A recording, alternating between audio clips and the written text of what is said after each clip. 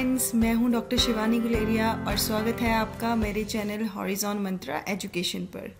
आज हम डिस्कस करेंगे बायोस्फीयर रिजर्व्स। पर्टिकुलरली हम बायोस्फीयर रिजर्व्स डिस्कस करेंगे और ये भी डिस्कस करेंगे कि national park, wild life sanctuaries और बायोस्फीयर रिजर्व्स में क्या डिफरेंस होता है। Okay, so let's start. सबसे पहले हम डिस्कस करते हैं इन तीनों में difference. Okay, national park, sanctuary और बायोस्फीयर रिजर्व्स। ये है आपका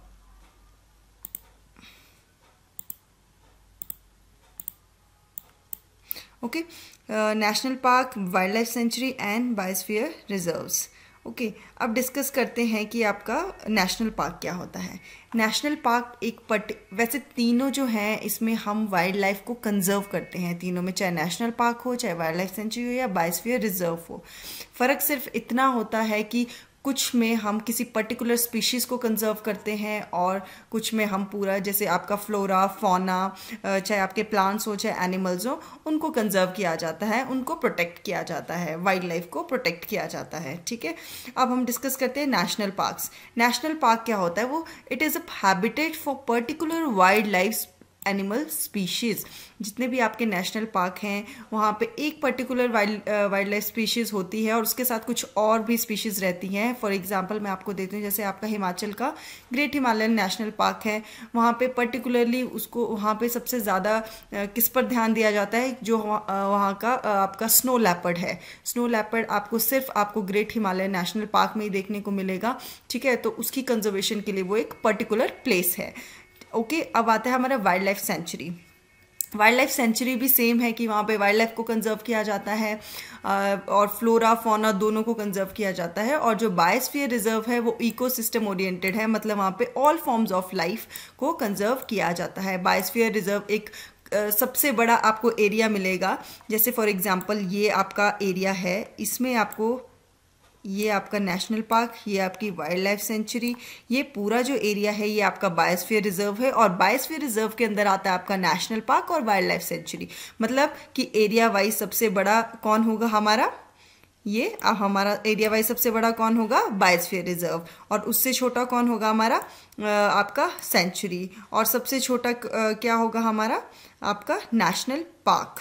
ओके, अब हम बात करते हैं कि आपका टूरिज्म जो है आपका नेशनल पार्क में, जो टूरिज्म है वो परमिसिबल है और आपका वाइल्ड लाइफ में भी आपका टूरिज्म परमिसिबल है। बट जो आपका टूरिज्म है, आपका जो बायोस्फीयर रिजर्व्स हैं, उनमें आपको टूरिज्म क्या है? वो परमिसिबल नहीं है। और जो आपकी रिसर्च एंड साइंटिफिक एक्टिविटीज़ हैं वो आपके नेशनल पार्क्स में नहीं हो सकती और आपके वाइल्ड लाइफ में भी नहीं हो सकती। सिर्फ आपका बायोस्फीयर जो रिजर्व्स हैं वहाँ पे हमारी रिसर्च एंड जो आपकी साइंटिफिक मैनेजमेंट है वो परमिसिबल है।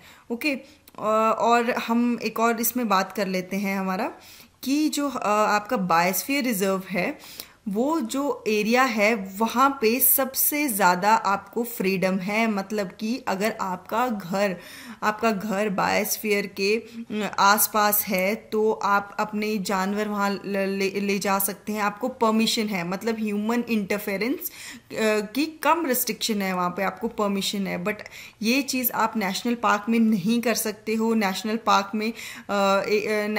में सबसे कम फ्रीडम है ह्यूमन एक्टिविटी के लिए। ठीक है, और जो वाइल्ड लाइफ सेंचुरी में उसमें थोड़ा बहुत वहाँ पे परमिसिबल है ह्यूमन एक्टिविटीज़, कि आप अपने जानवर वहाँ लेके जा सकते हो, ग्रेजिंग करवा सकते हो उनको, आप वहाँ पे जाके फिशिंग कर सकते हो। ठीक है, अब यहाँ पे हम डेफिनेशंस देख लेते हैं। Wild life sanctuary is an area of protected land that provide protection and suitable living condition to the wild animals. ये आपका तीनों के लिए है। और यहाँ वाइल्ड लाइफ सेंचुरी में किलिंग और capturing of animals are strictly prohibited. Poaching करना और जो जानवरों को मारना वो आपका वाइल्ड लाइफ सेंचुरी में स्ट्रिक्टली प्रोहिबिटेड है। ओके, फिर आता है आपका certain rights of the people living inside the sanctuary. अगर कुछ लोग, जैसे अगर ये आपका वाइल्ड लाइफ सेंचुरी है, अगर आपका घर इसके आसपास है, तो आपको थोड़ी बहुत आपको फ्रीडम यहाँ पे दी जाएगी, ज़्यादा नहीं कि आप अपने, जैसे आप अपने परमिशन लेके अपने जानवर इस वाइल्ड लाइफ सेंचुरी में उनको चराने के लिए ले जाएं। ओके, और नेशनल पार्क है वो कंप्लीटली रिस्ट्रिक्टेड एरिया है। नेशनल पार्क में आप अपने जानवर नहीं लेके जा सकते हो, no rights are allowed. Okay, और यहाँ पे किसी पर्टिकुलर, मैंने आपको बताया जो स्पीशीज है उनको रखा जाता है उनके कंजर्वेशन के लिए। अब आता है हमारा बायोस्फीयर रिजर्व, जिसको हम आज एलैबोरेट करके डिस्कस करेंगे। जो आपका बायोस्फीयर रिजर्व्स हैं वो लार्ज एरियाज होते हैं, protected land, large areas of protected land. मैंने बताया आपको, ये अगर आपका बायोस्फीयर है तो ये सबसे बड़ा एरिया में रहता है, और meant for the conservation of wild life, plants and animals. इसमें तीनों, वाइल्ड लाइफ, प्लांट्स और एनिमल्स, दोनों उनके रिसोर्सेज, और सबसे बड़ी चीज़ है traditional life of the tribal in residing in that area. अब जो हमारा बायोस्फीयर रहता है, बायोस्फीयर में जैसे जो ट्राइबल लोग हैं, ट्राइबल पीपल हैं, उनकी जो ट्रेडिशनल लाइफ है उसको भी कंजर्व किया जाता है हमारे बायोस्फीयर्स में। Okay, it helps to maintain biodiversity and culture of that area. Okay, अब मैं थोड़ा आपको जोन्स बता देती हूँ हमारे बायोस्फीयर में क्या रहता है। एक है आपका कोर जोन, ये जो आपका बीच का एरिया है इसको बोलते हैं कोर एरिया। कोर एरिया क्या है? ये most protected area of the biosphere reserve है, और इसमें ह्यूमन इंटरफेरेंस बिल्कुल नहीं है। आपका कोर एरिया जो है ये मोस्ट प्रोटेक्टेड एरिया है, यहाँ पे कोई ह्यूमन इंटरफेरेंस नहीं है। और उसके बाहर आप आओगे बफर जोन, इस एरिया, कोर एरिया के बाहर आपका आएगा बफर एरिया, जो कि कोर एरिया के बाहर वाला पोर्शन है। और यहाँ पे आपका जैसे आप देख रहे होंगे कि यहाँ पे थोड़ा ह्यूमन सेटलमेंट्स भी आपको देखने को मिलेंगी। आप यहाँ पे फिशिंग कर सकते हो, मतलब आपको सर्टन आपको राइट्स यहाँ पे मिलेंगे एक्टिविटीज़ के लिए। ठीक है, आप यहाँ पे टूरिज्म, लिमिटेड टूरिज्म आप यहाँ कर सकते हो, फिशिंग कर सकते हो, ग्रेजिंग कर सकते हो। ठीक है, ताकि यहाँ पे क्यों परमिट किया गया है, ताकि जो इसका कोर एरिया है वहाँ पे कोई इफेक्ट इसका ना पड़े, मतलब लोग इस एरिया तक ही लिमिटेड रहें, कोर एरिया में ना जाएं, इसलिए यहाँ पे थोड़ी रिस्ट्रिक्शंस को हटा दिया गया है। अब आता है हमारा बफर जोन। ये बाहर का जो एरिया है, सॉरी बफर जोन नहीं, हमारा ट्रांजिशन जोन जो लास्ट का है, ये रहा आपका यहाँ पे, ये जो ट्रांजिशन एरिया है इसमें क्या चीज़ है, एक तो outer most part of the biosphere reserve है zone of cooperation where human ventures and conservation are done in harmony. अब आपका यहाँ पे आप देखो सबसे ज़्यादा ह्यूमन सेटलमेंट्स आपको मिलेंगे, ट्राइबल लोग आपको यहाँ पे देखने को मिलेंगे, और यहाँ पे आपको जो आपका रिसर्च एंड डेवलपमेंट की एक्टिविटीज़ है वो यहाँ पे करवाई जाती हैं, टूरिज्म, रिक्रिएशन, और ठीक है यहाँ पे देखो include settlements, crop lands, manage forest आपको यहाँ देखने को मिलेंगे, areas of intensive recreation, other economic uses, characteristics of that region. Okay, ये ट्रांजिशन जोन जो है ये आपका least restricted area of the biosphere reserve है। ओके, अब हम बात करेंगे, हाँ, इंडिया में कितने टोटल बायोस्फीयर रिजर्व हैं? हमारे इंडिया में 18 बायोस्फीयर रिजर्व्स हैं। ओके, इनको हम मैप में इनकी लोकेशन के साथ डिस्कस करेंगे। सबसे पहले ऊपर से चलते हैं, ये रहा आपका मैप। कोल्ड डेजर्ट आपका हिमाचल में है, ये आपके हिमाचल के लाहौल एंड स्पीति डिस्ट्रिक्ट में आता है कोल्ड डेजर्ट। और फिर हम आ जाते हैं उत्तराखंड में है आपका नंदा देवी बायोस्फीयर रिजर्व। फिर यहाँ पे कुछ नहीं मिलेगा आपको ना उत्तर प्रदेश में, बिहार में। और ये रहा आपका कंचनजंगा जो है आपका, ये आपका कंचनजंगा आपका सिक्किम में है, सिक्किम और आपका नेपाल के पास आपको ये देखने को मिलेगा। फिर आएगा आपका ये आ गया आपका अरुणाचल प्रदेश, इसमें आपको दिहांग वैली मिलेगी। ओके, और अरुणाचल प्रदेश में आपको दिब्रू साइकोवा भी देखने को मिलेगा। और सबसे इम्पॉर्टेंट आपका है असम में आपको मानस मिलेगा, और आपको एक ही मिलेगा आपको, मानस ही आपको एक मिलेगा यहाँ पे। फिर आता है आपका नोकरेक आपको मिलेगा आपके मेघालय में, जो असम के नीचे है वो आपका मेघालय। ये हो गया हमारे आपकी नॉर्थ ईस्टर्न स्टेट्स। फिर आ जाओ आप हमारे वेस्ट बंगाल में, वहाँ पे है सुंदरबन, ये उड़ीसा में सिमलीपाल, और ये आपका अचनाकमर और अमरकंटक। अमरकंटक आपका पड़ता है छत्तीसगढ़ में। ओके, फिर यहाँ पे आपको कोई बायोस्फीयर रिजर्व नहीं मिलेगा। तेलंगाना, आंध्र प्रदेश में आपको मिलेगा। शेषाचलम बोलते हैं इनको। यहाँ पे शेषाचलम की हिल्स हैं, मुझे पर्टिकुलर इनको प्रोनाउंस करना नहीं आता, मैं तो शेषाचलम ही बोलती हूँ। शेषाचलम हिल्स ये आपके आंध्र प्रदेश में मिलेंगे। और उसके नीचे अगर आप आ जाएं तो आपको हाँ गल्फ ऑफ मन्नार मिलेगा, ये आपका तमिलनाडु में पड़ता है। फिर आप आ जाओ अगस्तमलाई आपको आपका केरला में मिलेगा। और ये नीलगिरी सबसे इम्पॉर्टेंट है, हमारा सबसे पहला बायोस्फीयर रिजर्व 1986 में बना था ये नीलगिरी रिजर्व। नीलगिरी की हिल्स हैं यहाँ पे, जो कि आपका अगर ये देखो आप यहाँ तमिलनाडु देख रहे हो, ये आपका केरला है, ये कर्नाटका है। इसकी ये जो ट्रायंगल बीच में बनता है, यहाँ पे नीलगिरी की हिल्स मिलती हैं। ओके, अब ऊपर जाए हम तो ये आपका रहा मध्य प्रदेश, इंपॉर्टेंट है काफ़ी। पंचमढ़ी और यहाँ पे दूसरा पन्ना, दो है यहाँ के मध्य प्रदेश में, दो, पंचमढ़ी और पन्ना। और ये गुजरात का है रन ऑफ कच्छ। टोटल आपके 18 हो गए। एक बार और इसको कर लेते हैं। कोल्ड डेजर्ट आपका हिमाचल प्रदेश, उससे नीचे उत्तराखंड में नंदा देवी, कंचनजंगा सिक्किम में, दिहांग दिबाग आपका अरुणाचल प्रदेश में, और मानस आपका दो आपके असम के हैं, एक डिब्रूगढ़ साइकोवा और एक मानस। नोकरेक आपका मेघालय में मिलेगा। पन्ना और पंचमढ़ी दोनों मध्य प्रदेश में मिलेंगे। अशनाकमर, अमरकंटक मैंने आपको बताया, ये आपको मध्य प्रदेश और छत्तीसगढ़ के बॉर्डर पे मिलेंगे। कच्छ जो कि गुजरात में है, सबसे ज़्यादा लार्जेस्ट एरिया आपका कच्छ का है बायोस्फीयर रिजर्व का। ओके, और सिमलीपाल आपको उड़ीसा में मिलेगा।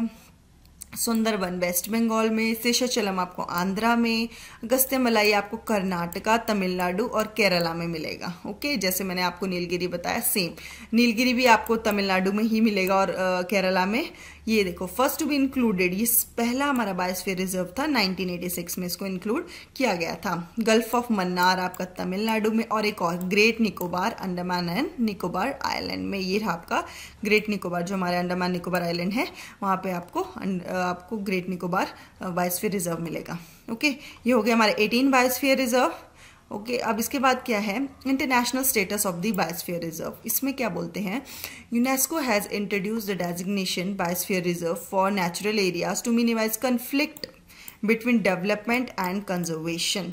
ठीक है, अब जैसे जो कन्फ्लिक्ट्स होते हैं, कई बार मैन और वाइल्ड लाइफ में भी कन्फ्लिक्ट्स रहते हैं, उसको कंट्रोल करने के लिए भी बायोस्फीयर रिजर्व बनाए गए हैं। ठीक है, ताकि जो ट्राइबल लोग हैं और मैन और जो वाइल्ड लाइफ का उनका कन्फ्लिक्ट कम से कम हो, और जो डेवलपमेंट हम कर रहे हैं एरियाज में वो और कंजर्वेशन के कन्फ्लिक्ट को भी बचाने के लिए बायोस्फीयर जैसा एक डेजिग्नेशन और एक एरिया बनाया गया है।